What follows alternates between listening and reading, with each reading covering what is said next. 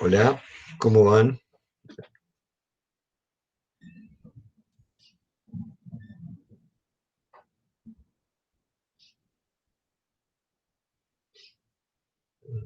Hola, ¿qué tal Alejandro?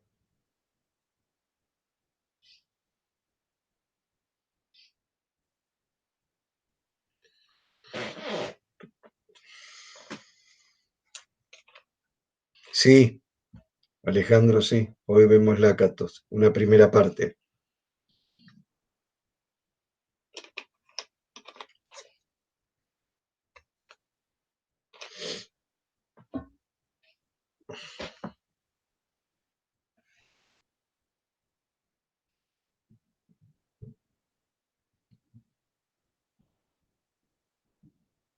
Si quieren, vayan. Les hago una pregunta mientras. Si quieren, vayan al apunte de clases número 14. Y otra pregunta, porque a ver si ustedes terminaron. eh, la clase anterior empezamos conmigo el martes. Habíamos empezado Kun, ¿verdad? Hola, Araceli. Habíamos empezado Sí, y profe. con Gabriel. ¿Puede ser? Sí, sí, el viernes lo terminamos, Akun. Perfecto, porque a ver si nos da tiempo, hacemos de la guía de lectura número 7, hacemos algunos ejercicios para ver cómo andan en Kun. Así el viernes terminan Lácatos con.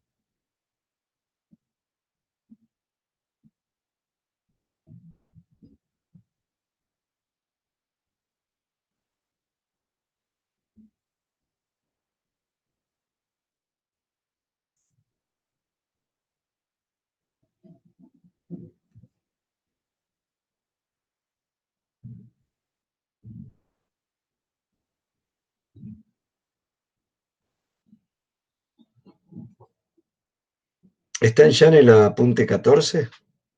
Igual espero un poquitito a ver si hay más gente. Pues se faltan.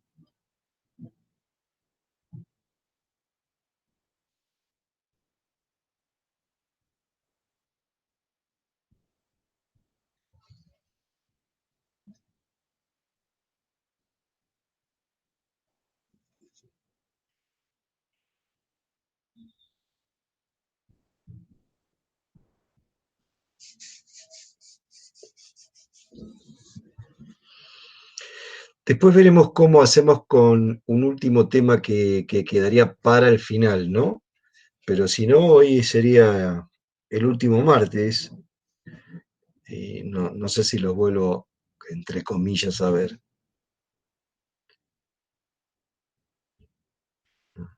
porque ya el martes que viene no tendríamos clases.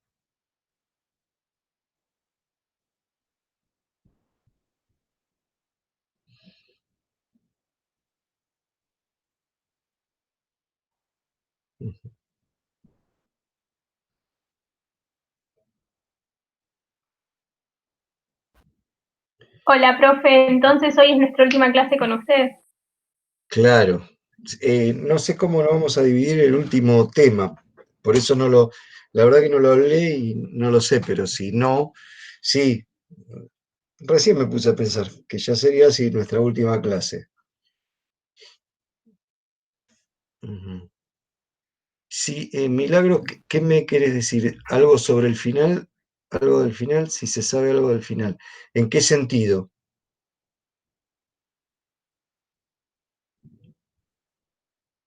Me pones si se sabe algo. Si tenés micrófono, pero ya lo dimos la fecha. ¿Se sabe cómo? Sí, seguramente es múltiple choice, pero la fecha no la sabés. ¿La dimos, la dimos la otra vez o no? Que era el 17. Profe, yo la clase pasada no vine, así que tampoco sé. Me parece que es los demás que se anotaron todo. ¿Qué fecha tienen? Así no voy al correo. Están en la página las fechas, ahora las chequeo. Haceme el favor, Alejandro, porque así no voy al correo y lo busco. Pero yo les pasé la fecha. Sí, sí, para mí era el 17 de septiembre. Yo preguntaba porque me pasó en una materia que la fecha era también el 20 y el profesor dijo que la daba el 7 al final. Así que por eso preguntaba para guiarme con usted. ¿Cómo que se había confundido la fecha o la pasaron? No, él quiso hacer el final el 7 y lo vamos a dar el 7, no el 19 como dice el campus. Ah, no sabía que se podían cambiar las fechas. Yo por eso preguntaba. Ah, bueno, está bien, está Acá en bien. la página Yo ni- dice Pensamiento Científico jueves 17 de septiembre. claro, eso es, o sea, te digo, en el ámbito presencial, si estuviéramos, es esa fecha, ¿no? Es la fecha que figura en la página. Pero bueno, se ve que acá no se le da tanta importancia a eso.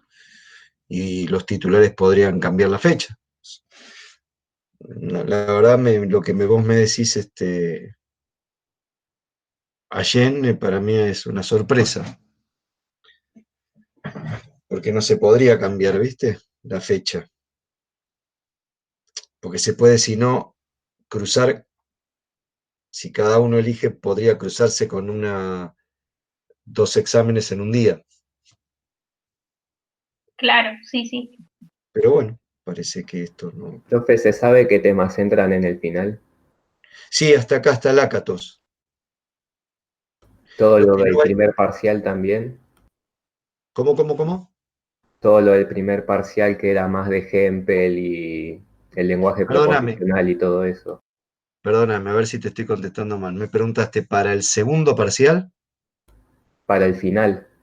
Ah, no, para el final entra todo lo del primer cuatrimestre, todo este segundo cuatrimestre y un tema más que no lo dimos, que seguramente Gabriel les va a decir cuándo arreglar para ver ese tema.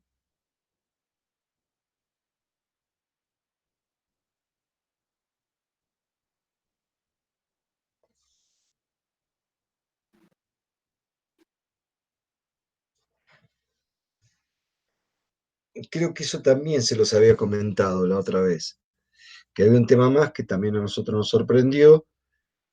Eh, bueno, no entra en el segundo parcial, pero entra en el final. Sí, Gabriel nos dijo. Ah,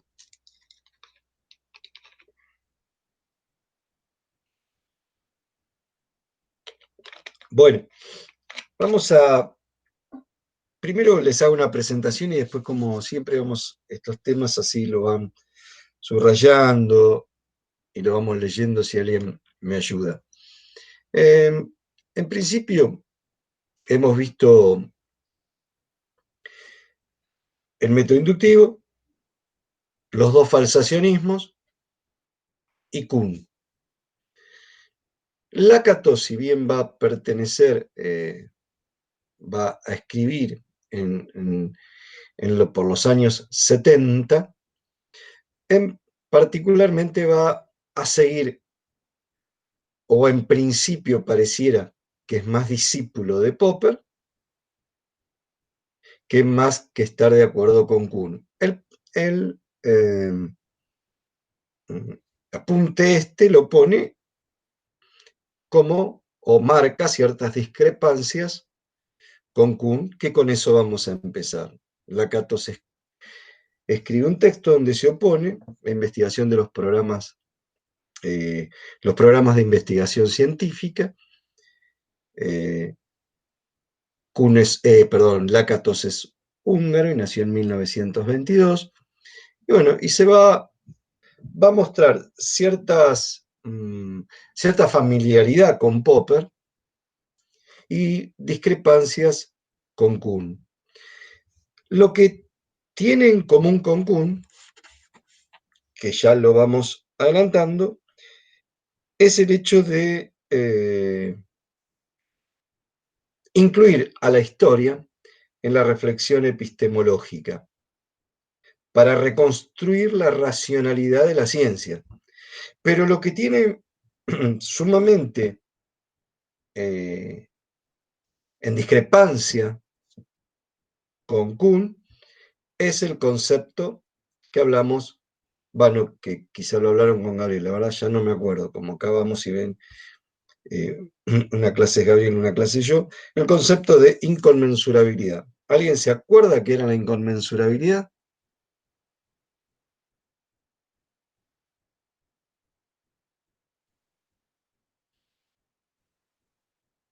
¿Nadie se acuerda? Que no ¿Qué eran pasó? comparables, profe. Bueno, sí, que no habría, si voy, el concepto de inconmensurabilidad viene de las matemáticas, ¿no? Es que no habría un patrón de medida por el cual, como vos decís ayer, no se podrían comparar. Bueno, en eso no estaría de acuerdo con Kuhn.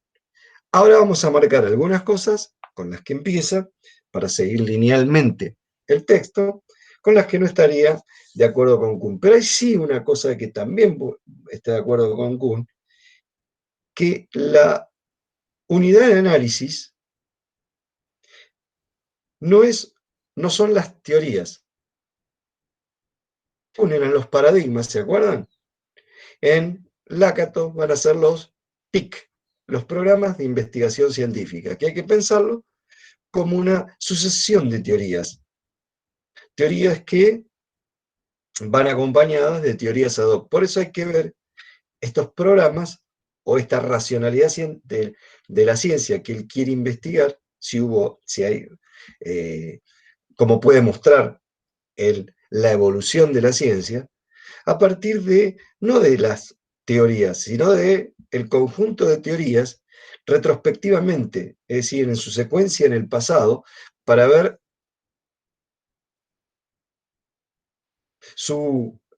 cómo se fueron defendiendo esas teorías, cómo fueron deviniendo en el tiempo. Por eso, como en Kuhn, la unidad de análisis, es decir, no estudia las teorías como estructuras aisladas, sino va a estudiar el llamado programa de investigación, que está compuesto de determinada manera, y cuando lleguemos lo vamos a ver. Pero en principio, el texto que vamos a ver comienza mostrando las discrepancias con Kuhn, la discrepancia con el falsacionismo, hasta mostrar los tres falsacionismos y llegar al falsacionismo, que es el tercero, de Lakatos, el llamado falsacionismo sofisticado.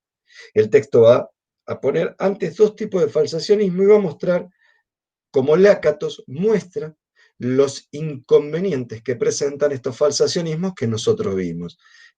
Uno es el llamado falsacionismo dogmático y el otro es el falsacionismo metodológico ingenuo, donde vamos a ver a Popper dentro de ese falsacionismo metodológico ingenuo, que tiene dos posturas, una conservadora y una revolucionaria. Entonces, voy a anotar algunas cosas. Lakatos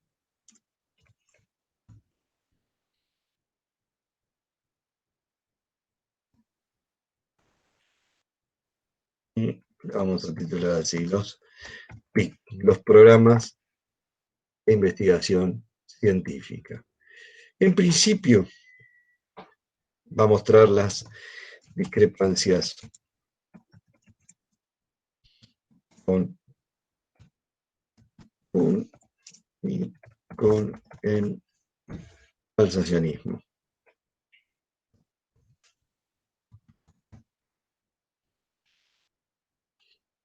Después, a grandes rasgos, los tres falsacionismos. Vamos a ver. Los voy a poner en las siglas que están aquí, que son las que generalmente se usan. Falsacionismo dogmático, falsacionismo metodológico ingenuo,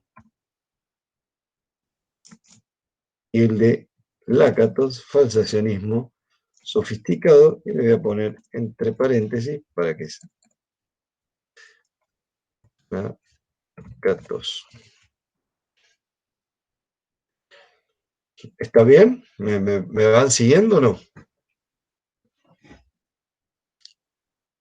Sí, ¿Sí? profe, sí. Bueno, lo que hay que, como para tener en cuenta algunas, yo les voy a marcar como cuestiones que pueden ser más nodulares para el parcial. Por ejemplo, la discrepancia. Las discrepancias con Kuhn no las vamos a leer ni con, y con el eh, falsacionismo llamado también ingenuo, o la versión ingenua del falsacionismo, se las digo, ¿no? Como verán, la discrepancia con Kuhn tiene que ver con las cuestiones acerca de las... Si ustedes algo que digo de Kuhn no lo no lo vieron, tienen duda de si se utilizó otro término o piensan que no lo vieron, me lo dicen. Pero la discrepancia con Kuhn es a la luz es lo que ocurre con las revoluciones científicas, ¿no? Esas revoluciones científicas para Lakatos no se dan de forma irracional ni súbitamente, ¿no? Lakatos va a decir el texto, tratando yo de resumirlo, de que hay algunas cuestiones de orden psicológico de por qué una comunidad científica elige un determinado paradigma y abandona otro, lo llama como una psicología de masas, porque se acepta porque otros lo han aceptado. No estaría de acuerdo con esas manifestaciones de Kuhn, que el cambio de un paradigma por otro se da como si fuera una conversión religiosa. No estaría de acuerdo en pensar que no habría pautas externas que permitan la comparación entre un paradigma y otro. Ahí Lakatos, a pesar de que la unidad de análisis en Lakatos sea el PIC, el programa de investigación científica, a pesar de eso, hay comparabilidad. Y él lo muestra diciendo que la historia de la ciencia muestra que y algunos ejemplos vamos a poner para mostrar cómo en determinados momentos, en determinada época, se tomaron conceptos que se habían tomado en otra época. Es decir, que puede haber comparabilidad, no, no profundiza esa inconmensurabilidad como lo hace Kuhn. Siguiendo esto, ven Kuhn, que lo habrán visto ustedes, cierta característica irracionalista eh, en el desarrollo de la ciencia, ¿no? Porque si no se pueden comparar los paradigmas, ¿qué es lo que hace que una comunidad científica elija un paradigma y abandone otro? Parece una cuestión caprichosa, ya que lo que permitiría cambiar un paradigma por otro sería algunos criterios de racionalidad que permitan, a partir de determinados controles empíricos, poder elegir entre uno y otro.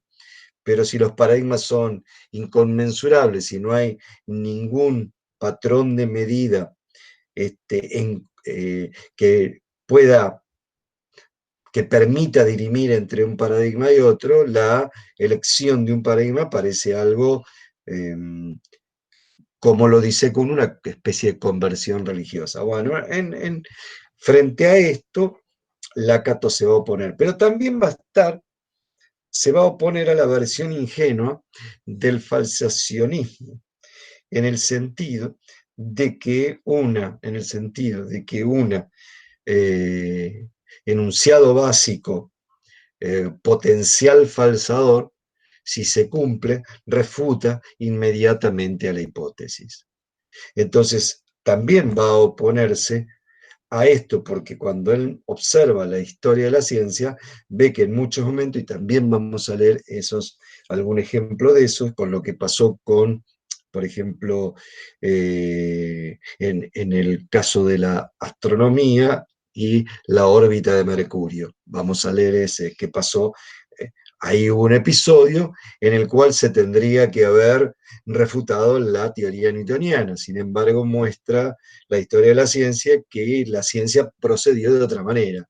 Entonces estaría en oposición Lácatos de esta versión ingenua del falsacionismo que pretende, a partir de potenciales falsadores, refutar, una vez que se corroboran, refutar inmediatamente la hipótesis. Hasta acá yo insisto, para ver si me van siguiendo, pues estoy haciendo algunos saltos para adelantar y poder tener tiempo a leer algo. ¿Vamos bien? ¿Se entiende? Sí, profe. Bien. Profe, Sí, sí. o sea que contra Popper él banca las ad hoc, más o menos. Sí, él banca las ad hoc porque por eso el carácter más revolucionario, ahora lo vamos a ver, está puesto en Popper, pero hay que hacer algunas pequeñas salvedades. Cuando nos vayamos metiendo, vas a ver, Matías, ¿cómo te lo digo? Algunas precisiones. Digamos, para ver a Lácatos hay que profundizar el falsacionismo. Porque, por ejemplo, la otra vez no habíamos dicho, ni con Gabriel ni conmigo, que el falsacionismo, no habíamos dividido el falsacionismo de esta manera, el dogmático del metodológico ingenuo, y que dentro del metodológico ingenuo, que ahora ya vamos a responder a esa pregunta que hiciste, hay un conservador, una línea conservadora y una línea rupturista, ¿se entiende? Para poder entender ese falsacionismo sofisticado, hay que profundizar los falsacionismos. ¿Por qué? Y porque Lácatos, según algunos manuales, es deudor de Popper, que es el representante del falsacionismo. Entonces, en un ratito, vamos a esa, si se pasa, vos me decís, pero vamos a ver esas precisiones. ¿Está bien o no? Sí, sí, sí, gracias. Bien. Algunas cosas, ¿quién puede leer hoy? ¿Qué apunte, profe? El 14.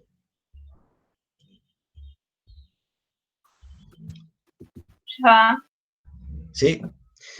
Cuando vayas, anda a la página 2 y ahí está lo que intenta hacer Lácatos.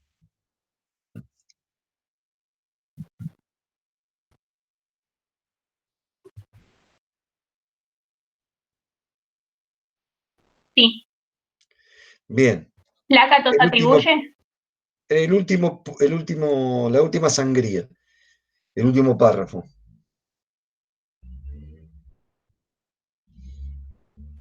Página 2.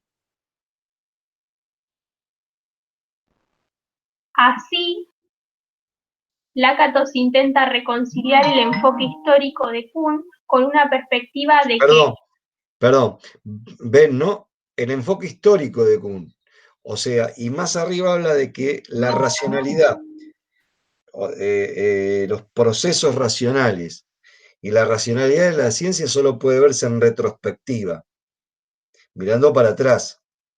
O sea, lo que recupera de Popper es incluir a la historia, pero quiere encontrar determinadas reglas, que ahora la va a leer Allen, que ordenen que lleven adelante esa racionalidad. Dale nomás. con una perspectiva que dé lugar a un método, a un conjunto de reglas que gobiernen la actividad científica, a fin de garantizar su racionalidad. Muy bien. Seguí un poquito más, que aparece el programa de investigación. En particular, defiende lo que denomina la metodología de los programas de investigación científica, en la que la adopción de los programas de investigación científica como unidad de análisis epistemológico permite Bien. evaluar el desarrollo histórico de la actividad científica. Sí, la metodología, lo que no estaría de acuerdo con Kuhn es la importancia de la metodología. La metodología nos llevaría a poder como evaluar esa racionalidad científica.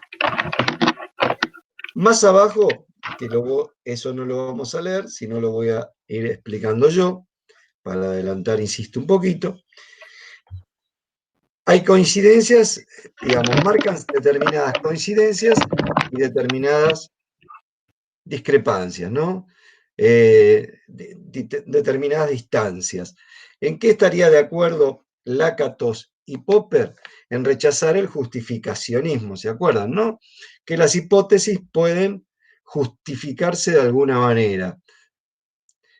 Pero no solo estaría en contra del justificacionismo, sino de, por ejemplo, posicionamientos como los que marcamos, o no sé si lo vieron, si no me dicen, porque como lo dio Gabriel en algunas partes, los posicionamientos más confirmacionistas como lo de Hempel, por ejemplo, que dejan entrar el inductivismo por más que sean partidarios del método hipotético deductivo, en la justificación entraría el inductivismo. ¿Por qué? Y porque las corroboraciones, a diferencia de Popper, que es puramente falsacionista, las corroboraciones estarían dándole una cierta grado de confirmación a las hipótesis. ¿Se acuerdan de eso o no?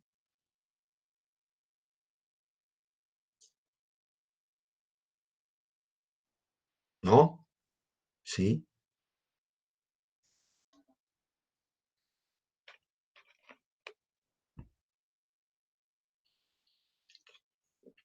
No, Alejandro, no se escucha.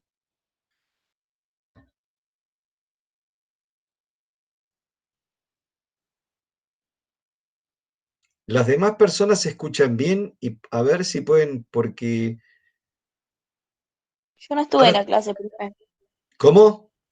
Yo no estuve en la clase pasada porque tenía un parcial. O sea, Está bien, sí. está bien. No, pero porque ayer veo que, como acá te marcan, ayer dejó Alejandro, no sé si está, porque también me Hola, marcaba hola, que hola. estaba. Hola, sí, ahora se te escucha, Alejandro. Bárbaro. Bueno, y ayer no sé si tuvo algún problema porque estaba ahí. Bueno, repito, ¿se acuerdan del confirmacionismo de Hempel? Que para Hempel, el método inductivo, podemos pensar el método inductivo en el contexto de justificación, no en el contexto de descubrimiento, porque Hempel también es un partidario del método hipotético deductivo. Y para Hempel esas confirmaciones no son obsoletas, porque todas esas confirmaciones podrían haber sido refutaciones. Para Hempel, para Popper, que es un falsacionista, 1000 confirmaciones no dice nada. Lo único que dice algo a la ciencia es la refutación, la falsación. ¿Está bien? Sí, profe. Kuhn, y lo que pasa, les preguntaba porque no sé si lo dimos en este caso o hablamos algo como en el texto no estaba suficientemente aclarado, si dimos algo de Hempel. Yo creo haberlo mencionado, como también haber ¿Qué mencionado el caso exactamente de Semmel. Hempel? ¿Cómo? ¿Qué exactamente de Hempel? No sabe si vimos o no vimos. Esto que estoy diciendo. Sí, lo vimos. Perfecto, entonces. Sí, No, no ando más entonces. Bien, después la otra coincidencia que se da es que para ambos es posible la refutación, ¿no? En ciertas condiciones, va a decir, es posible refutar una hipótesis. ¿Está bien? Respecto a algo que ya mencioné, no, ni Kuhn, ni Lakatos, ni Popper están de acuerdo con el concepto de inconmensurabilidad kuhniano, ni uno ni otro. Tampoco estarían de acuerdo con Kuhn porque Popper y Lakatos piensan en que la ciencia lleva una racionalidad, una continuidad y es progresiva. Y para Kuhn, recuerden que la ciencia no sería progresiva en el sentido de la epistemología tradicional, porque existen ¿qué cosas dentro de la ciencia?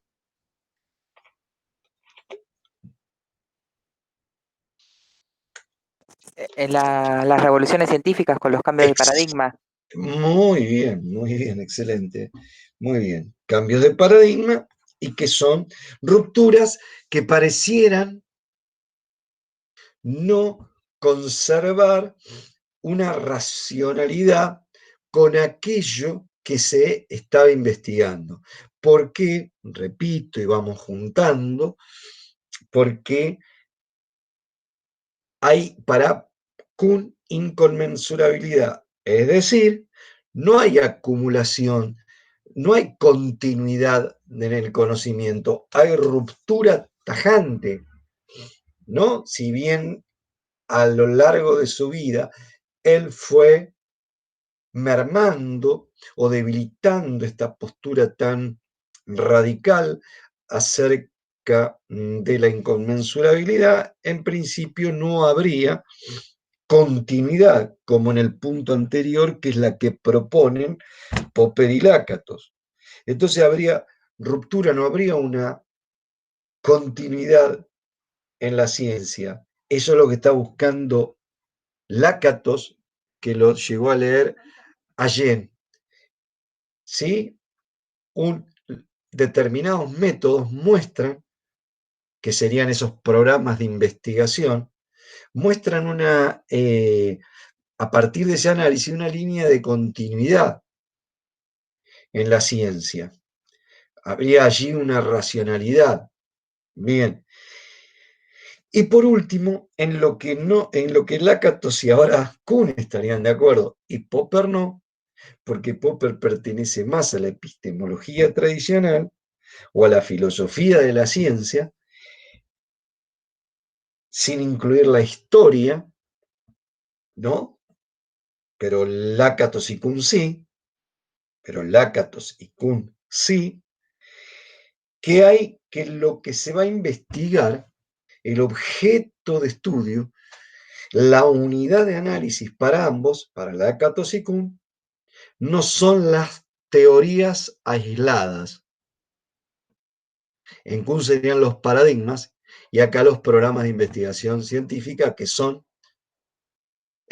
un conjunto de teorías con sus hipótesis ad hoc. ¿Y qué va sucediendo? Lo que hay que estudiar, el dinamismo que se daría entre esa hipótesis primitiva, digamos, y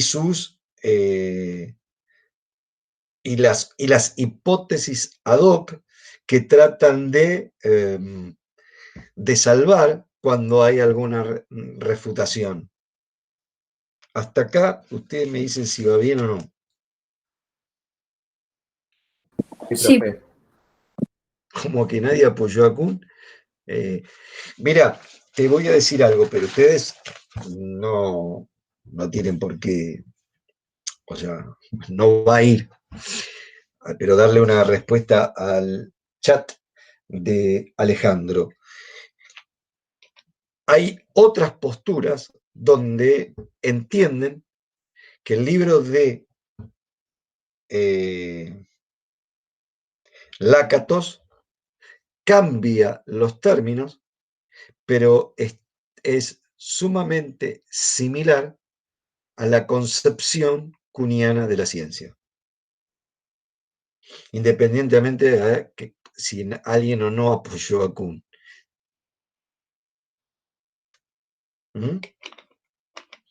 Como todo esto, también hay que pensar que hay partes donde hay aciertos y errores. o errores digamos, ideas que no son seguidas. Pero quizás lo que hubo que hacer con la postura de Kuhn es ver qué se hacía con determinadas ciencias y puso sobre el tapete la diferencia entre las ciencias naturales y sociales, no porque una sea mejor que otra, sino porque una tenía un rumbo, mejor dicho, tenía una orientación, una comunidad científica donde todos el conocimiento estaba homologado y otro no, el psicoanálisis, donde se es psicoanalista lacaniano, freudiano, junguiano, conductista, neurociencia. ¿Está bien? Entonces, siempre que estamos en temas filosóficos, con lo cual hay argumentos que se contraponen y que en momentos triunfan y se pueden demostrar, pero no se anulan, no es la ciencia, ¿no? Una vez que una ciencia muestra argumentos contundentes, lo que se hacía antes se descarta, más o menos. Pasa así. ¿Está bien? Creo darte una respuesta. Vamos a los 3 falsacionismos. Primeramente aclara que son tomados como los programas de investigaciones, el inductivismo, el falsacionismo, el convencionalismo de Popper, son tomados como programas de investigación metacientíficos, ¿no? Programas de investigación metacientíficos. ¿Y por qué metacientíficos? Porque estudian a la ciencia, ¿sí? A la ciencia. La biología es una ciencia, pero la filosofía de la ciencia es una metaciencia. Y va a hablar de los 3 falsacionismos. Yo estoy ya en la página 4. ¿Está bien? Empieza, me van siguiendo, ¿no? Sí, profe. Bien, vuelve a hablar de temas que nosotros ya hemos visto. El falsacionismo dogmático y naturalista.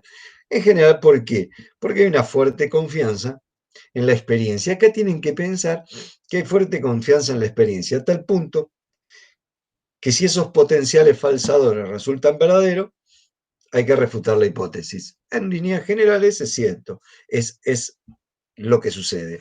Por eso es naturalista, porque hay una fuerte confianza en la experiencia. ¿Está bien?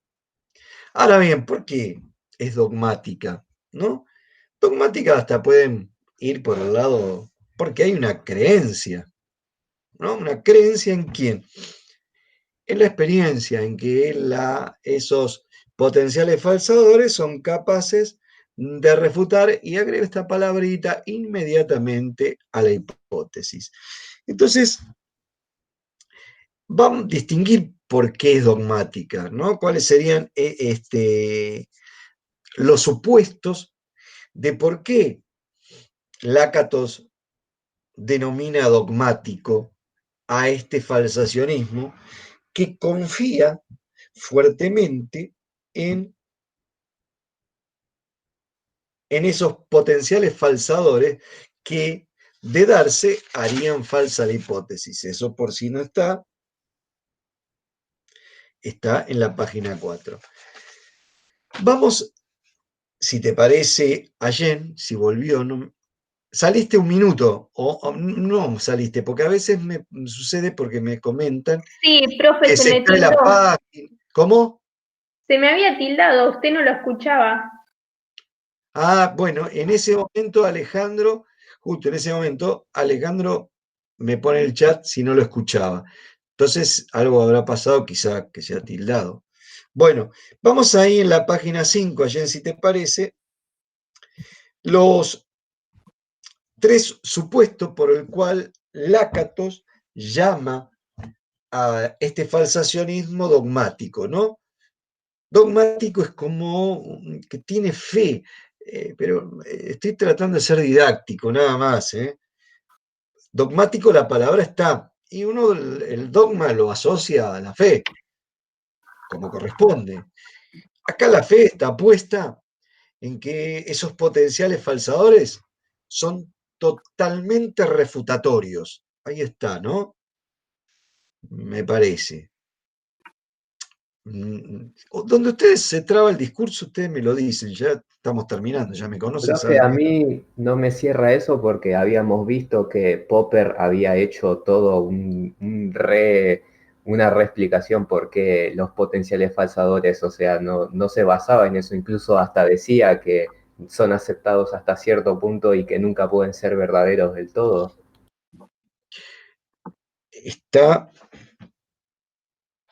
Está bien la acotación. Recordad que Popper va a aparecer en un ratito, no dentro del falsacionismo dogmático, sino dentro del falsacionismo metodológico ingenuo. No está acá Popper. Ay, ¿quién sería el del falsacionismo ingenuo?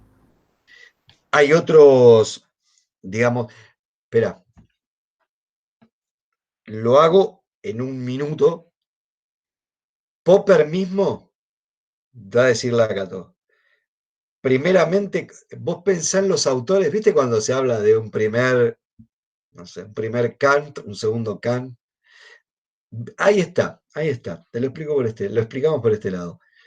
¿Viste que en Kuhn vimos 3 periodos? Sí. Bueno, pensá en Popper, 3 periodos. El primer Popper aceptó esto y rápidamente, aunque ni él no lo propone así, ¿entendés? Como el Popper de la juventud propone algo de esto sin ser explícito. Pero ya en la lógica de la investigación científica, el libro de 1938, ya pertenece más a un falsacionismo, al falsacionismo metodológico ingenuo que señala Lakatos. No sé si se me entendió. O sea que está hablando de como un Popper más prematuro que no vimos. En el Claro, PDF pero tenemos la versión desarrollada. claro, lo que sucede, también Alejandro, que puede haber otros autores que sigan aceptando esto. No quiere decir que no son nombrados porque acá es Popper. Ahora, acá más que nombrar un autor, está nombrando un falsacionismo que en su contraposición al método inductivo, ¿sí? En su contraposición al método inductivo, entiende la ciencia de otra manera, no comenzando por la empiria, sino por un problema y formulando una hipótesis. Pero a pesar de eso, de ser distinto en el contexto de descubrimiento, en la justificación terminaba siendo igual que el inductivismo, porque confiaba en el primer hecho negativo. En el potencial falsador era totalmente refutable. ¿Está? Ok, sí. Bien. Si querés como una evolución en Popper, por eso ahora te tengo que contestar, no. Y a Matías le debo también una, para meter a Popper, que va a aparecer en el texto, ¿no? Y no es que esté haciendo siendo enigmático, sino para ponerlo en su lugar. Bien, creo que te contesto, Alejandro, creo que sí. Bien, ¿está bien, Alejandro? Sí, sí. Bien, vamos ahí donde dijiste ayer. Sí, profe. Es la parte que dice, Lakatos sostiene que esta es una Sí, posición ya dogmática. vamos a los 3 puntos, sí, a los 3 puntos, perdóname. Ok. El primero, es posible distinguir los enunciados teóricos de los empíricos, observacionales o básicos. ¿Sí? ¿Qué supuesto tienen esto? Como el inductivismo. En esto se parecen al inductivismo. Puedo distinguir entre enunciado básico. Acuérdense que en Popper, perdón, habíamos llegado a un punto en Kuhn donde no hay distinción entre lo teórico y lo observable, porque la observación depende en su totalidad de la teoría. ¿Se acuerdan o no? Sí, profe. Bien. El 2. Dice, el valor de verdad de los enunciados básicos se puede establecer de manera concluyente mediante la experiencia perceptual. Claro. ¿Confianza en qué? En que la experiencia perceptual se corresponde, que hay una, ahí está, lo voy a decir de este modo, que hay una correspondencia entre el enunciado básico y la experiencia perceptual, cuando esto se debe a interpretaciones, por eso entra dentro de las cuestiones más bien psicológicas. Pero estos creen que el enunciado reproduce lo que pasa en el mundo. Bien. Sí, Allen. El tercero dice, una teoría es científica si tiene una base empírica, es decir, un conjunto de enunciados básicos, potenciales falsadores, cuya verdad puede determinarse concluyentemente mediante la percepción. De Si acuerdo, dejas... Bueno, está bien, está bien, está bien. de acuerdo con este criterio de demarcación, una teoría es científica si pueden indicarse qué fenómenos, en caso de que fueran observados, la refutarían. Claro, recuerden esto. Ahora va a mostrar Lakatos, va a mostrar los inconvenientes de estos tres supuestos. ¿Sí? Y dice, basándose en razones lógicas, empíricas y metodológicas. Psicológicas, no empíricas, psicológicas. ¿Está? Va a responder a esto.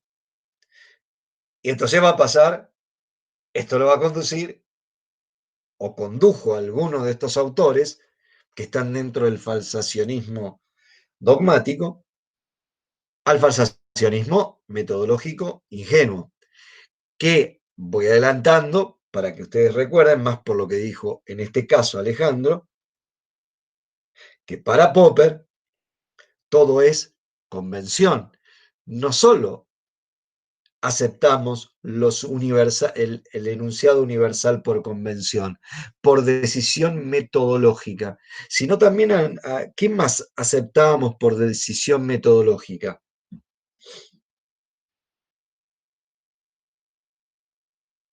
Que los sentidos no nos engañan.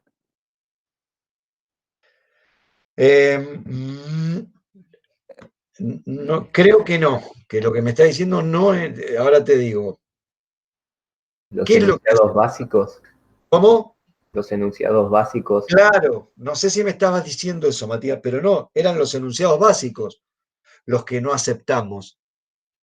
Los que aceptamos también por una decisión metodológica, porque si no cae en que cree que los enunciados reproducen la experiencia perceptual con identidad, que hay una adecuación entre el enunciado básico y la experiencia perceptual. No, en el enunciado hay una interpretación de esa experiencia perceptual.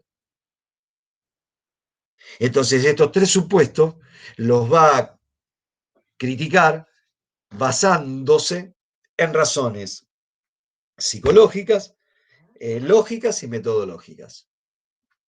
Bien, vamos a FD1. Sí, profe. Dice, en coincidencia con Popper, Lakatos niega que pueda trazarse una distinción neta entre enunciados teóricos y enunciados observacionales. Bien, dos renglones antes de terminar ese punto 1. Toda observación involucra interpretación y, por lo tanto, está siempre influenciada por los supuestos teóricos asumidos. Bien, ¿sí? Interpretación. Ves que nombró a Popper. Lakatos como Popper, por eso no está dentro del dogmático ahora Popper. F2, que tiene que ver que, con el valor de verdad. Sí, Allen.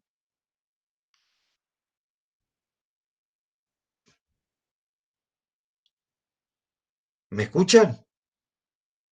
¿Me escuchan? Sí, profe. Sí. Sí, profe, se lo escucha. Perdón, porque se me apagó la compu. Sí, Allen, Sí. el FD2. Dice, La idea de que del valor de verdad de los enunciados básicos pueda establecerse mediante la percepción de la situación observable que describen es, para Lakatos, tanto como para Popper, una posición psicologista.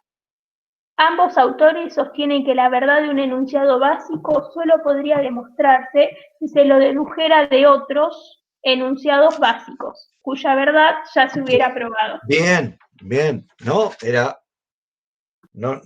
puedo. La verdad, esa forma del valor de verdad de un enunciado, no lo puedo determinar empíricamente. Si no lo puedo determinar desde la lógica, a partir de otros enunciados, que es lo que estuvimos viendo la clase del martes pasado. Y la última tiene que ver que nunca se puede terminar de refutar un enunciado, ¿no? Lakatos FD3.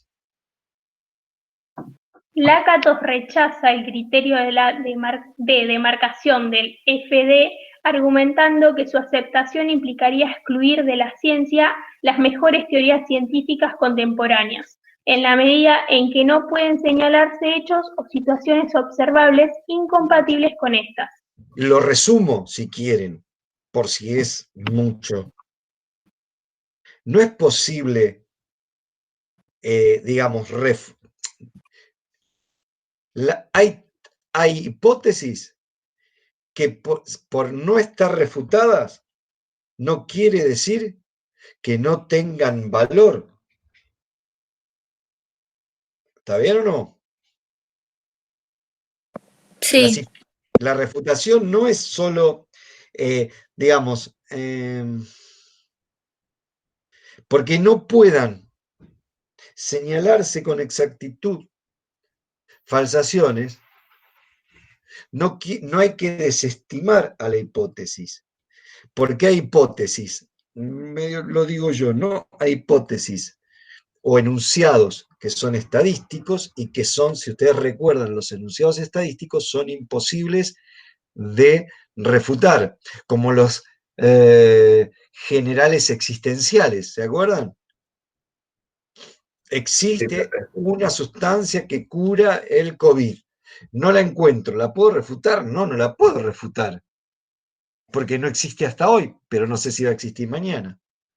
Como también las hipótesis que están ligadas a las cláusulas ceteris paribus. Recuerdo lo que era la cláusula ceteris paribus. Se pone una cláusula ceteris paribus, ¿qué significa? Ceteris paribus significa iguales condiciones, y eso es lo que nos lleva a pensar lo siguiente, que se pone una cláusula que diga que aquellos factores que no conocemos no intervienen en el campo de la investigación. Pero, ¿qué puede suceder? Apelando al sentido común de ustedes, pero ¿qué puede suceder?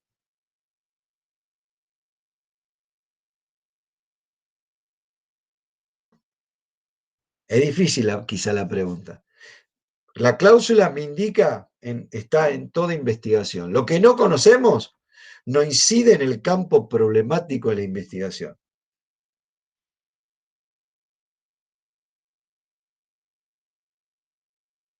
Pero ¿qué puede suceder?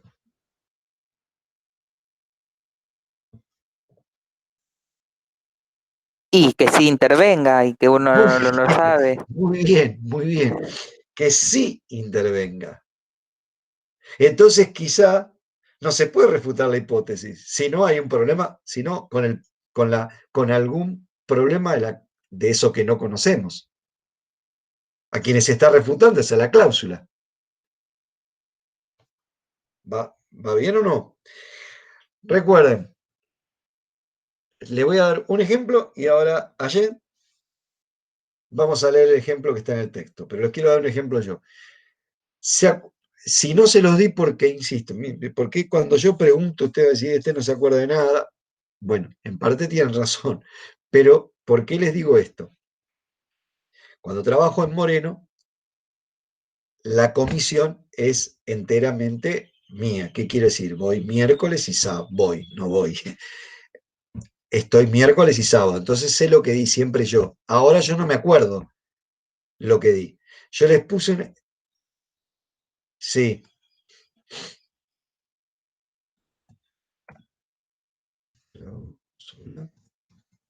Dice ceteris porque es latín. Ceteris paribus. Bien, me comí la tilde en cláusula. Bien. Si ustedes me dicen no, ¿se acuerdan que hablé de Claude Bernard que iba a hacer un experimento con los conejitos? ¿Se acuerdan? Punzando el cuarto ventrículo. Sí, profe. Sí, ¿Sí? la que se tapaba, ¿no? Sí, por ejemplo, ahí había lo que estaba, la refutación no se dirigía a la hipótesis, se dirigía a uno de los factores, a una de las variables, se dirigía a la cláusula ceteris paribus. Él no conocía que tenía que punzar al conejito en el cuarto ventrículo para que se produzca diabetes. Entonces, ¿a quién atacaba? La refutación no era a la hipótesis, sino a la cláusula. Había otros factores que eran determinantes en la investigación y que él no lo tuvo en cuenta. ¿Por qué no lo tuvo en cuenta? Porque no lo conocía. ¿Se me entiende bien o no? Entonces, acá no se puede refutar, porque no se refute y se piense que hay un factor extra que es el que impide la refutación, no quiere decir que la hipótesis no tenga valor aquello que no se refute. ¿Está bien? ¿Se me entiende? Mira, dice la ley, vamos a, si no, quizás se lo enquilombea. A ver, díganme, ¿se entiende o no? Sí, profe, algo. Porque recordemos que, porque lo que se trata, dice, no excluir de la ciencia las mejores teorías porque no son refutables. ¿Ven?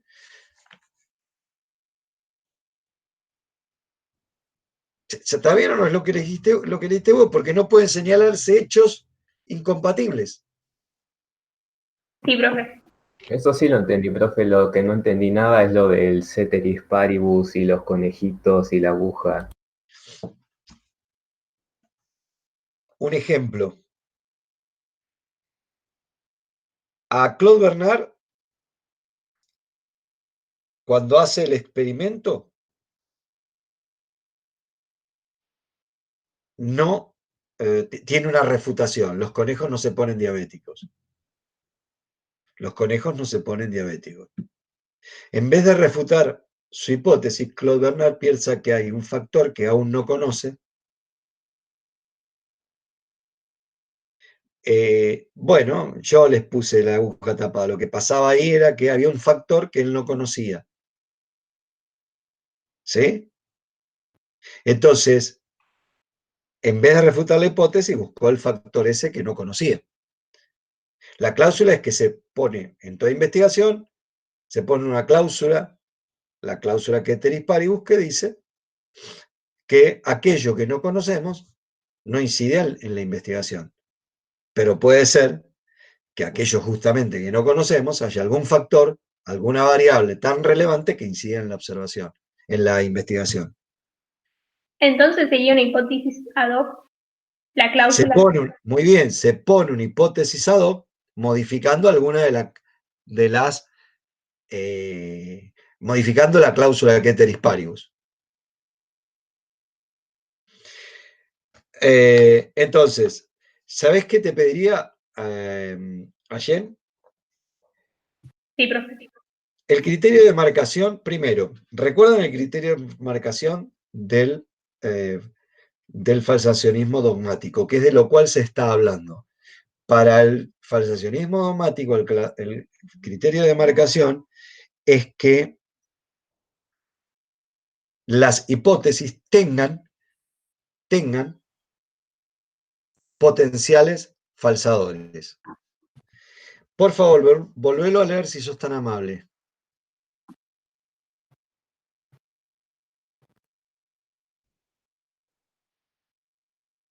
¿Sería el 3? Sí, otra vez. Ah, perdón. Lakatos rechaza el criterio de demarcación del FD, argumentando que su aceptación implicaría excluir de la ciencia las mejores teorías científicas contemporáneas, en la medida en que no pueden señalarse hechos o situaciones observables incompatibles con estas. En efecto, como ya estudiamos en la 9ª clase, los enunciados Bueno, ahí probabilísticos dice, hay una serie de enunciados que no pueden ser refutados. Entonces vamos al ejemplo de la ley de la demanda. consideremos, por ejemplo, la denominada ley de la demanda, según la cual la cantidad de un bien demandada por los consumidores es menor cuanto mayor es su precio. Eso dice la ley de la demanda, ¿no? La cantidad de un bien demandado por los consumidores es menor cuanto mayor es su precio. Ahora bien, cuando se contrasta esta ley, dice, Se emplea su conjunción con la siguiente cláusula ceteris paribus. No hay otros factores, además del precio, que incidan sobre la demanda del bien en consideración. frenate ahí. Claude Bernard dijo, no hay otros factores que impidan que se cumpla la diabetes artificial. Alejandro, ¿va mejor? Sí, profe, ya lo reentendí. Bien, pero Esta clase de enunciado no es verificable, pues no haber encontrado aún un factor que afecte el fenómeno estudiado no prueba que no exista. claro, Claude Bernard, como no lo conocemos, no podemos refutar la hipótesis, pero no podemos decir que no existe. Estamos diciendo no hay otro factor.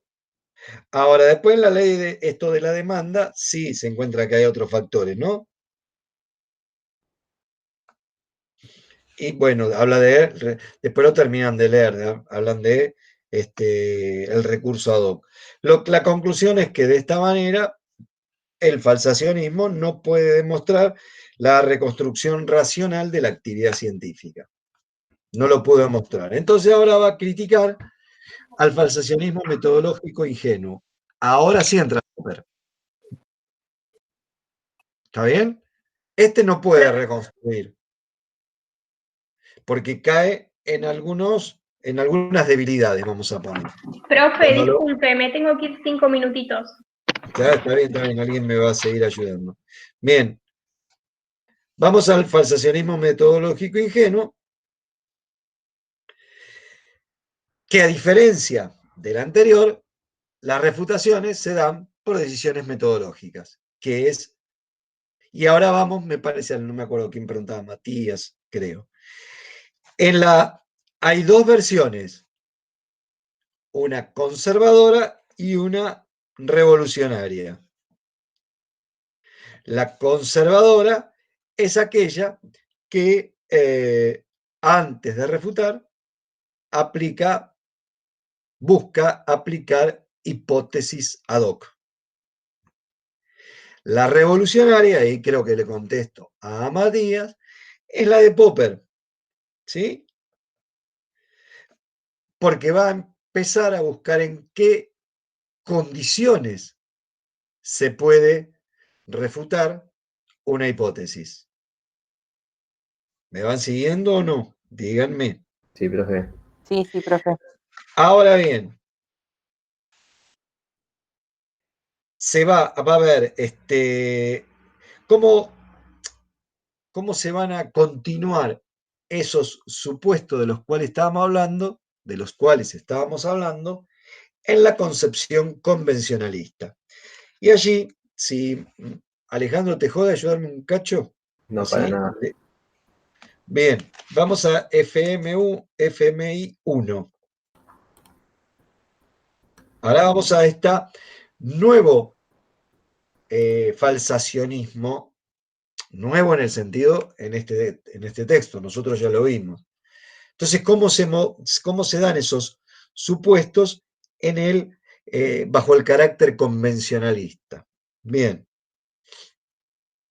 Perdón, Página 7, Alejandro. FMI Recuerde 1. que acá la importancia está en las decisiones metodológicas.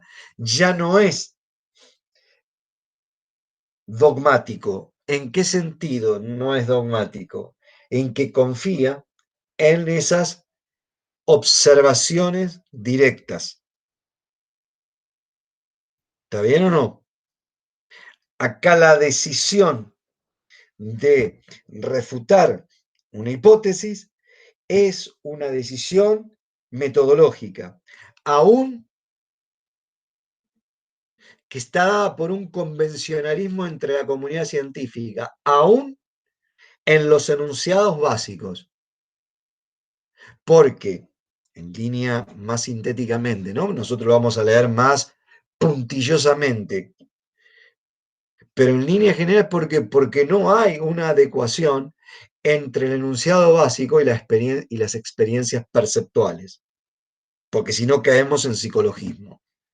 Siempre hay en el enunciado hay interpretación. Recuerden que el enunciado es la proposición que tiene adentro términos y las experiencias perceptuales es lo que percibimos y lo trasladamos a palabras.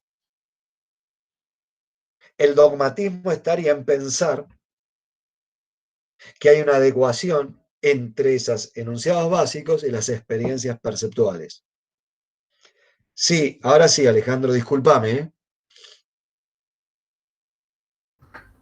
Página 7, FMI 1.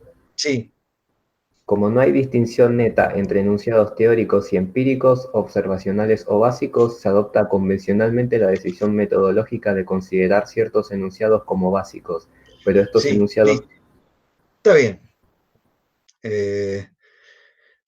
Son hipótesis. Es decir, el enunciado no es un enunciado, deja de ser hipótesis. Todo tiene carácter hipotético.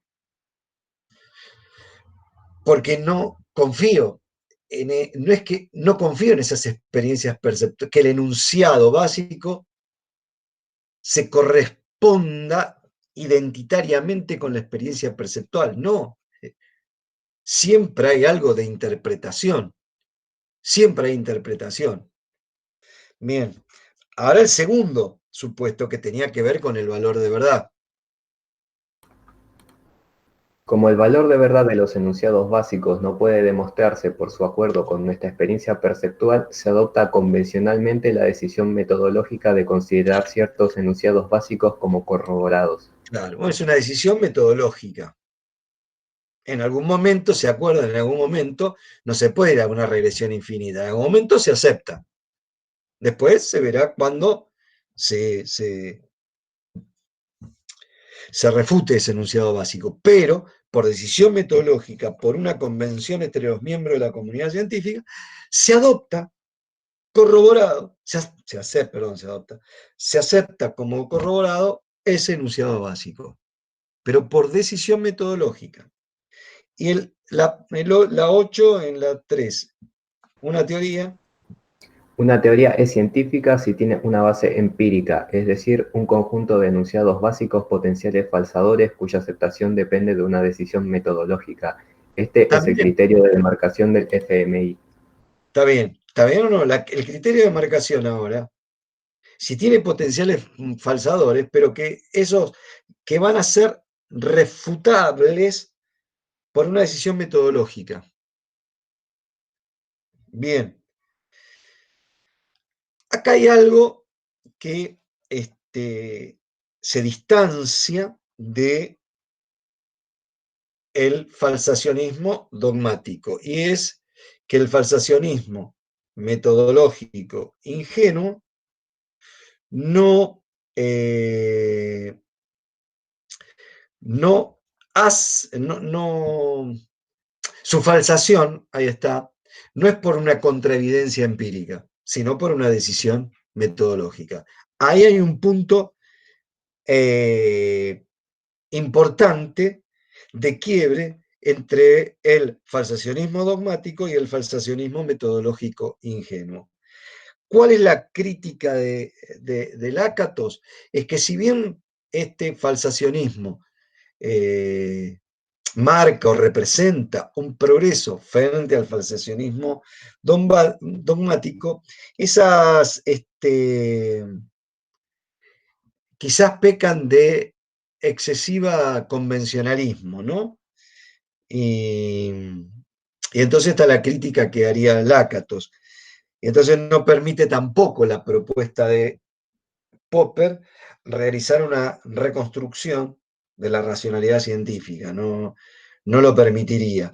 Y ahí pone un ejemplo de que muchas veces los científicos tardan mucho en refutar sus hipótesis, sus teorías. Y pone el ejemplo de un ejemplo astronómico de el geocentrismo y el heliocentrismo, del geocentrismo, mejor dicho. Que está ahí abajo dicho ejemplo.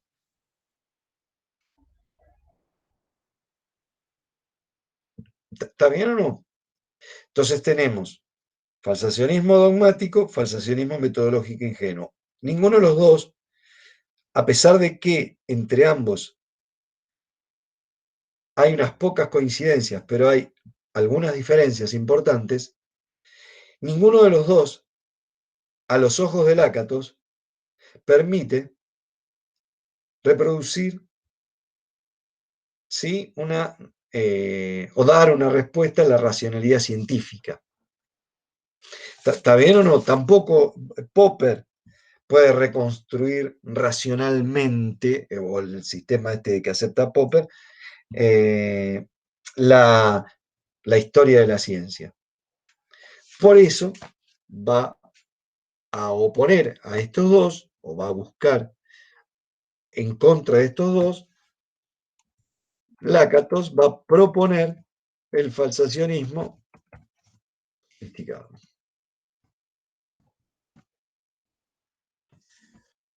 ¿Va bien hasta acá? ¿Hicimos bien el camino o no? Las críticas, Sí, profe. las diferencias, y ahora la propuesta de Lakatos. Ahora sí viene Lakatos. Pero antes de venir, perdóname Alejandro, hablaste.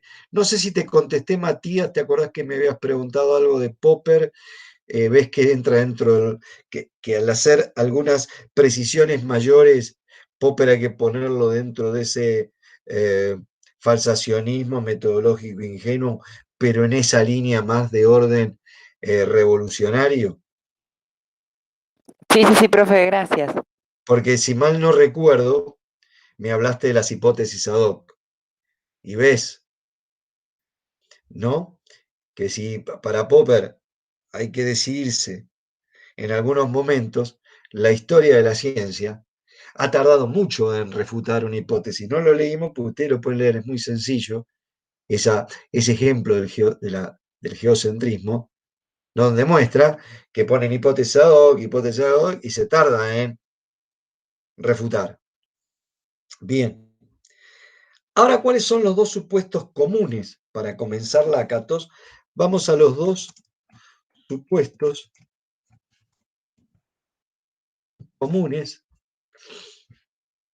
en el falsacionismo dogmático y el falsacionismo metodológico ingenuo. Quisiera ponerles una palabra en cada uno. Dos supuestos comunes. Lo voy a poner así. La cantidad de contrincantes, lo voy a poner así, porque pueden adoptarlo esto o no, sino decir la cantidad de contrincantes y la importancia. Esperen que me entró. La importancia de la refutación.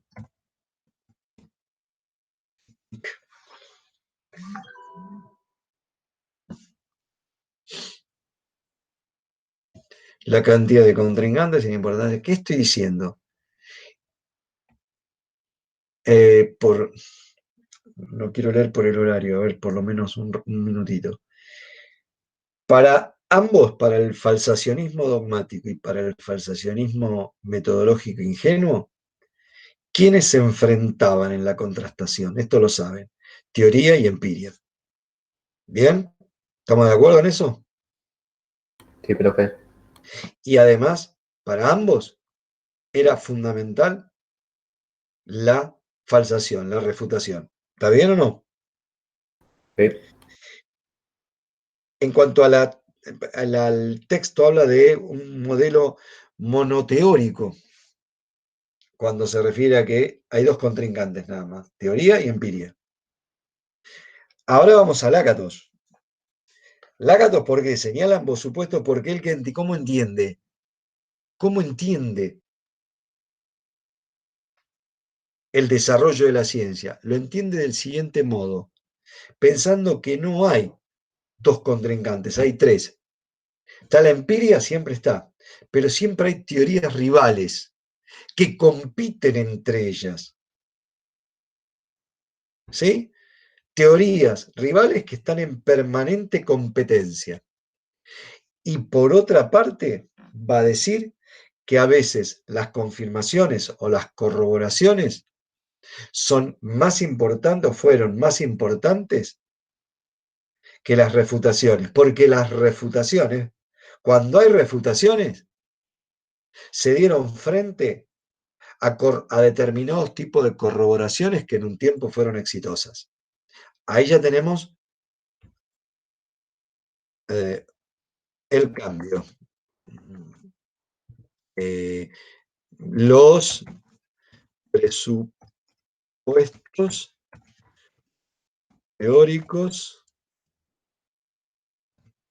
desde los cuales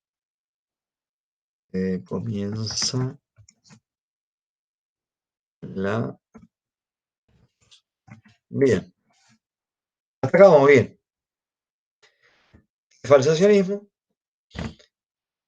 los dos falsacionismos, el desarrollo de cada uno, la crítica de Lakatos. El segundo, la crítica de Lakatos. Para la última crítica de Lakatos, antes de arrancar sus teorías, es ponerlo a los dos en un lugar común. ¿Cuál es el lugar común? ¿Cuál es ese lugar en el cual quedan unidos ambos? En que, en ese modelo monoteórico, perdón, en los cuales hay una teoría y la empiria. Y en la importancia dada por estos dos a la refutación. Frente a esto, va a proponer que, frente al modelo monoteórico, un modelo pluralista. Dos teorías en competencias y la empiria. Y por otro lado, darle importancia a la corroboración, que esto le dieron poca importancia. Punto. Voy a la página 10. ¿Está bien o no? ¿Se me entiende? Sí, profe. Bien.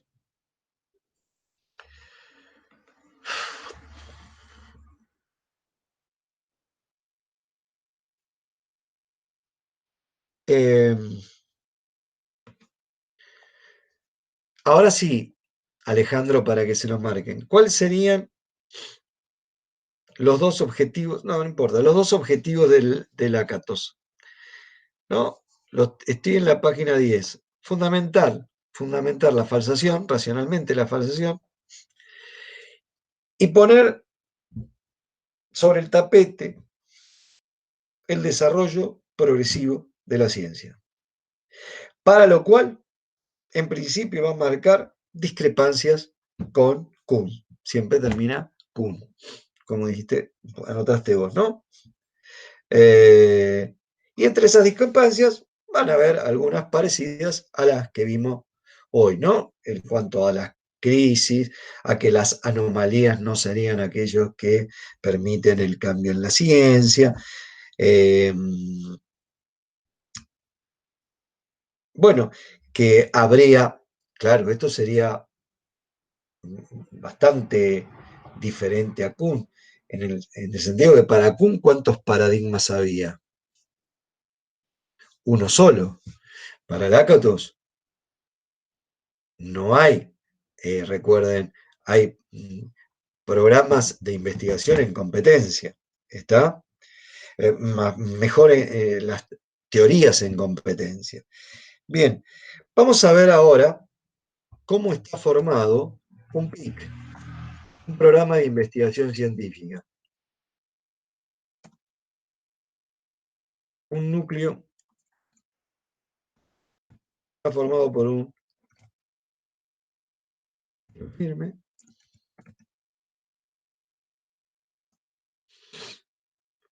¿Cómo está? Ahora sí,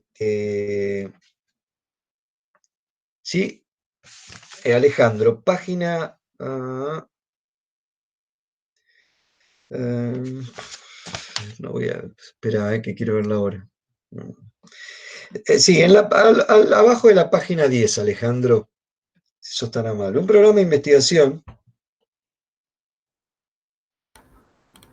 Un programa de investigación científica es una sucesión de teorías emparentadas entre sí, cada una de las cuales se genera a partir de la anterior. PIC igual a teoría 1, 2 y 3. Está bien, Todas ¿ven? las...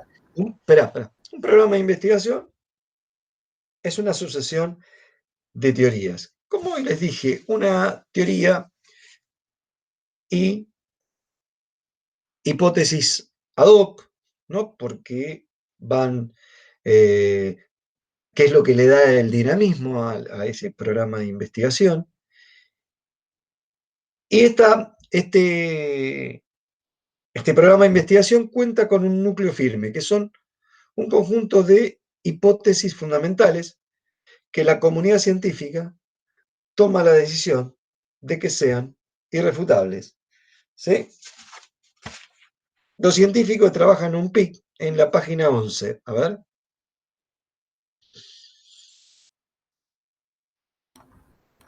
Los científicos que trabajan con un PIC determinado adoptan la decisión convencional de considerar irrefutables estas hipótesis fundamentales, mientras se prolongue su adhesión a ese PIC. Por eso Bien, es como que le baja un grado al concepto de paradigma, tipo paradigma light? Bueno, sí, esa es la crítica, o los que son quizás más cunianos, ahí está, que ven que hay un parecido,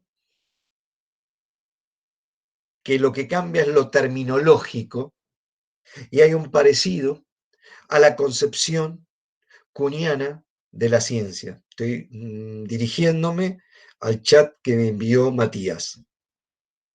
¿Te acordás que hoy, en algún momento, lo dije? ¿No? Entonces los quizás más cunianos entenderían que hay como un cambio de terminología, pero hay una deuda enorme a Kuhn. Cuando se analiza, o como está analizado en este texto, creo correctamente analizado, empiezan a distinguirse conceptos y lo que hay detrás de esos conceptos como diferencias con el sistema kuhniano. Pero ya te digo, no es descabellado pensarlo, que acá hay una herencia kuhniana que está pesando. ¿Está? Acá lo estudiamos con las diferencias que el autor marca y que Lakatos también en su libro le marca a Kuhn. Más como de chisme. Lakatos se siente deudor de Popper, ¿sí? Se siente deudor de Popper, y no sé si Popper siente algún tipo de vínculo en el falsacionismo sofisticado respecto a su teoría. ¿Está bien o no? Eso se entiende, ¿no, Matías? Como una respuesta un poco más englobante. No Sí, sé sí, si... sí, profe, gracias. Una pregunta, ¿no? Disculpe, no sé si corresponde, pero siendo la última clase, ¿usted más o menos team qué es? ¿Hola? ¿Cómo? ¿Usted más o menos? Ah, perdón, pensé que se me cortó. ¿Usted más o menos a quién apoya más?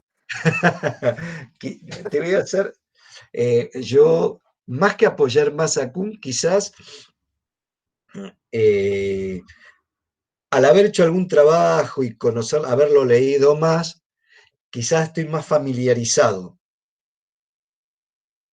¿Está bien o no?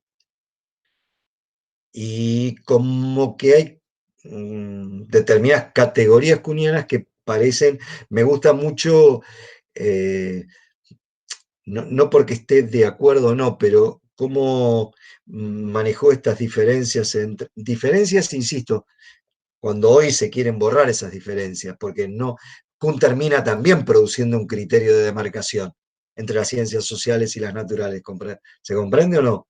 Él también termina proponiendo, como los demás, un criterio de demarcación, que es entre ciencia madura y ciencia inmadura. Entonces el psicoanálisis, la sociología, el marxismo estarían dentro de una ciencia inmadura. Perdón, el, este, ay, se me borró. Bueno, ¿por qué estarían entre las ciencias inmaduras? Porque no habría una comunidad científica. ¿Se entiende bien o no? Entonces, sí, para ser breve, bueno, por esta familiaridad me volcaría más a Kuhn. ¿Está bien? Sí, sí, profe, era de chusma nomás. Pero está bien, está muy bien. Así le sacas un poco de este contenido tan académico, porque ustedes están entrando es un contenido fuerte académico en unas discusiones grosas acerca del conocimiento científico y si hay alguna, y la búsqueda de una racionalidad a lo largo del desarrollo de la ciencia. Bien, parece bien. Les decía que el cinturón protector está formado por las hipótesis auxiliares. ¿Sí? Les quería leer, a ver si lo encuentro, por ejemplo, la idea de un núcleo firme, acá está, me lo había anotado. Por ejemplo, el programa de investigación iniciado por Pasteur, pensemos en Pasteur, para tener diferentes a los que están, ¿no? Me busqué algunos para leérselo a ustedes. El núcleo firme sería que las enfermedades cuyos síntomas sean fiebre, decaimiento, inapetencia, astemia, se deben a la presencia de un agente microbiano. Ahí tenemos un núcleo firme. Lo vamos a defender, ese núcleo firme. Lo vamos a defender con esas cinturón protector que no son las hipótesis auxiliares. ¿Se me entiende bien o no? Para que tengan un ejemplo. ¿Sí? Bien. Profe, el núcleo en ese caso sería la hipótesis fundamental. Sí, no, el núcleo firme que va a estar formada por un conjunto de hipótesis fundamentales. Ah, perfecto. ¿Se entiende o no? Este núcleo no se discute, lo aceptamos. Mientras lo podamos seguir defendiendo, lo vamos a defender. ¿Está bien? Acá Sí. tienen ustedes, acá tienen otro ejemplo, pero como esos ejemplos se los llevan a su casa, yo busqué algún ejemplo para leérselos y que ustedes se vayan en la clase con otro ejemplo y después tienen el que tienen el texto. Porque son análogos. Él pone otro ejemplo, el de programa de investigación newtoniano. ¿Está bien, chicos? ¿Se entiende? Bien. Ahora bien, bueno, ahí está, todo eso es el ejemplo. Salto a la página 13, a ver si puedo, aunque sea esto, ¿no? ¿Qué nos faltan? Las heurísticas. Faltaban las heurísticas, que pueden ser heurísticas positivas, le voy a poner así, no, le voy a poner toda la palabra, positivas y negativas. Y si querés, sí, Alejandro, bueno, quien quiera ahora pues está Allen. Bueno, Alejandro, ya que estaba leyendo y descansa un poco Allen. Bueno, Página 13.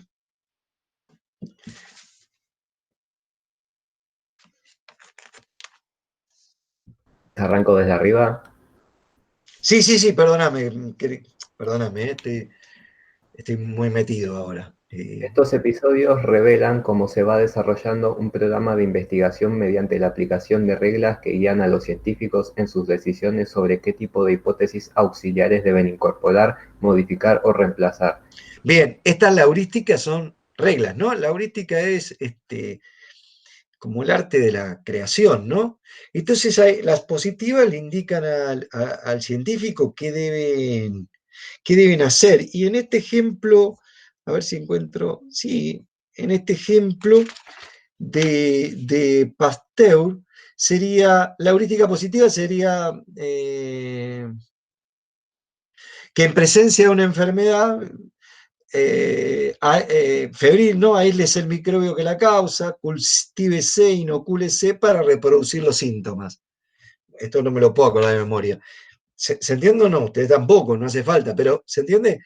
La heurística positiva son reglas que me dicen qué caminos seguir. Y la heurística negativa, ¿qué va a hacer?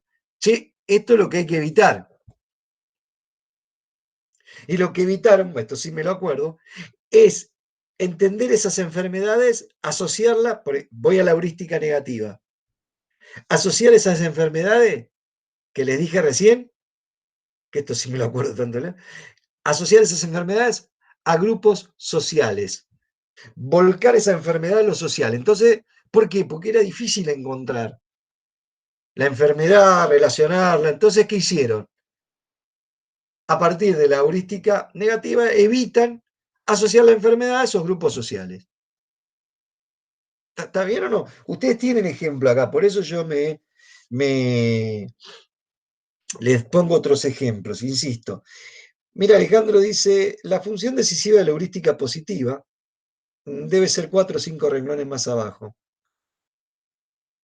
La Pero función decisiva de la heurística positiva es la de orientar la investigación hacia el descubrimiento de fenómenos desconocidos.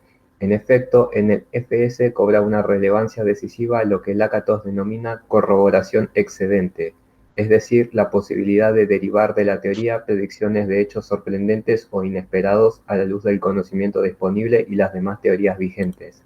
sí, no sé si estaría del todo de acuerdo, ¿no? Pero pensado, cuando solo se sabía que lo que producía la fiebre puerperal, la fiebre por muerte en las parturientas, era la sustancia cadavérica, ¿no? Y después había otras cosas, otros factores desconocidos que también la producían, que era el carcinoma de cuello uterino, porque vuelve a crecer ahí la muerte por fiebre puerperal. Y los médicos tocaban a las mujeres con cáncer de útero y después atendían partos. Como creían que solo la sustancia cadavérica, ahí hay contenido empírico excedente. ¿Sí? Se produjo un excedente contenido empírico, porque después como la que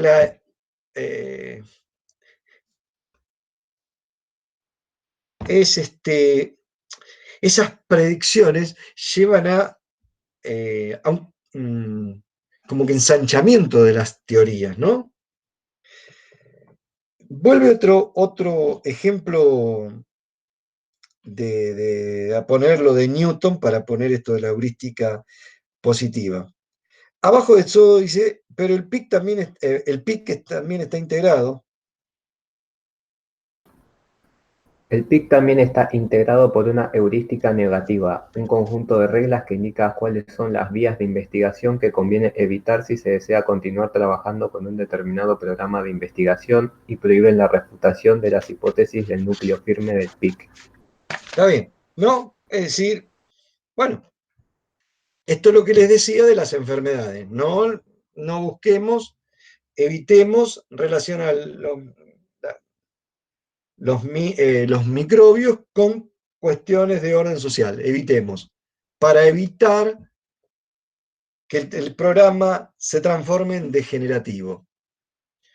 Que quería llegar a eso. ¿Sí? Pero no voy a llegar. Cambio y progreso científico están en la página 14, ¿no? Hay dos tipos de cambios. Quiero ir aunque sea eso. porque ahora me van a decir mucho más, como puso Matías ahí la relación con Kuhn. Acá aparece una relación mayor con Kuhn. Va a haber dos tipos de cambio. Cuando el cambio es dentro de un programa de investigación, lo digo así, ahora sí, así los dejo tranquilos. Cuando el programa sea cuando los cambios sean dentro de un programa de investigación, hay que pensarlo como los cambios que se dan dentro de la ciencia normal en Kuhn. No lo digo yo, ¿eh? Cuando se modifican está modificada, etapa de ciencia normal. Y cuando se abandona un programa de investigación por otro programa de investigación, ahí hay que pensarlo desde Kuhn como una revolución científica. ¿Está bien o no? Sí, profe. Abajo hay un ejemplo, el programa de investigación relativista de Einstein y abandonaron el de Newton, dice. Ahí hay un cambio. No lo digo yo, insisto, para que lo leas, porque en la página 15 dice los cambios de programa de investigación científica. En la página 15 apenas empieza. Los cambios de programa de investigación científica son similares a las revoluciones científicas kuhnianas, aunque Lakatos no cree que haya inconmensurabilidad entre programas de investigación científica rivales en contraste con Kuhn. Por Bien, ejemplo, ahí está el ejemplo que les dije hoy, ¿no? Entre Newton tomando unas categorías de Descartes, el de la duda cartesiana, estudiaron en el secundario, ¿se acuerdan o no? Pienso, luego existo. ¿Se acuerdan? ¿No vieron el racionalismo de Descartes? Sí, sí, sí. No, Ergo creo que cogito. no. ¿Cómo, Allen? Creo que no. Creo que no.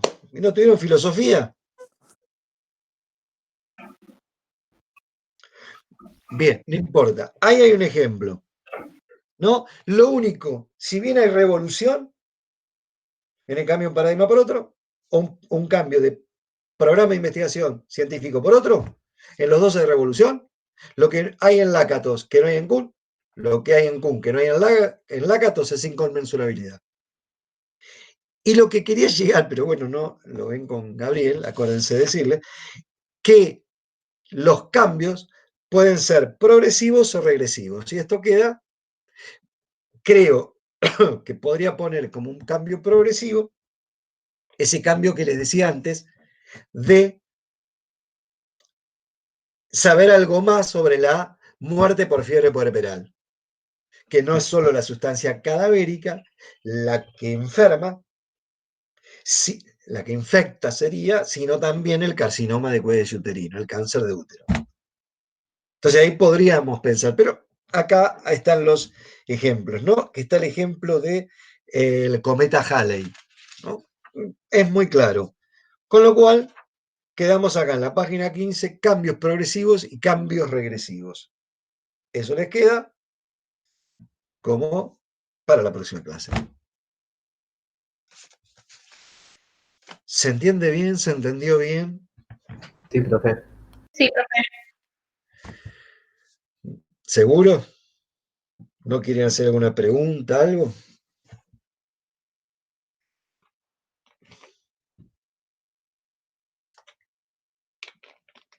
¿No? Bueno, si no los vuelvo a ver, mucha, pero mucha suerte. Que les Profe, vaya.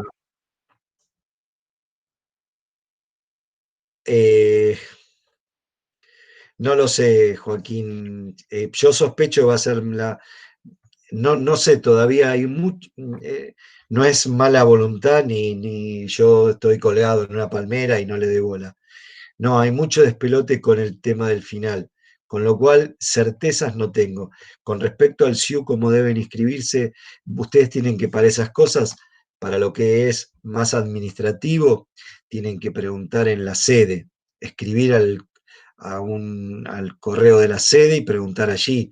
Ellos le van a dar mucha mejor información que yo respecto a esto porque es la parte de la administración. Respecto a la misma modalidad que los parciales, es de sospechar que sí, pero como hay tanto como fue una irrupción esto de los finales, ya que, ¿se acuerdan? Ustedes empezaron las clases pensando que el final era presencial, ¿verdad? Bueno, yo también. Entonces, no es que no, quizás, pregúntenle a Gabriel el viernes, no la inscripción, quizás sepa algo, pero la inscripción hay que, hubo un cambio de paradigma con los finales, sí, sí, abrupto. No creo que sepa mucho más cómo inscribirse, pero sí quizás para el viernes, aunque les parezca mentira, día a día acá, para el viernes sepa algo más de los finales, porque esto es día a día con el tema de finales. ¿Qué más? No, no, de nada, Joaquín. Gracias, profe. Que les vaya muy bien, ¿eh? Gracias, profe. Muchas No, gracias, no. profe. Ojalá nos encontremos en mejores circunstancias. Ojalá, ojalá, y estoy muy a gusto, ¿eh? La verdad Presenciales, que entre paréntesis. muy lindo el grupo, ¿eh? Les mando un saludo grande. Chao, Gracias, que vaya profe. bien. Chao, profe, gracias. Hasta Saludos. luego. Chau, chau.